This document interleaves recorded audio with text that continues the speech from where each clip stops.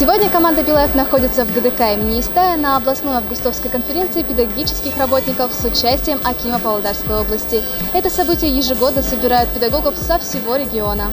Облыстың ұстаздар құрамының элиталар жиналатын бұл мәжілісте өткен жылдың істері қорытындыланып, жаңа жылға жоспар жарияланады. Оқу жылының өткеніне салауат айтылып, сала үздіктері марапатталады.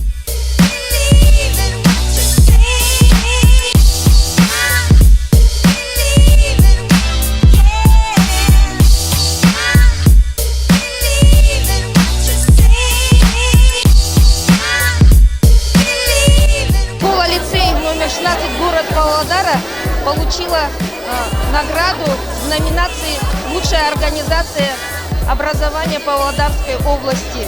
Конечно же, это огромный успех нашего коллектива. Я хочу поздравить всех своих коллег, которые действительно каждый учитель отработал на эту победу. Поэтому меня переполняют, конечно, эмоции, радости и, наверное, большой ответственности.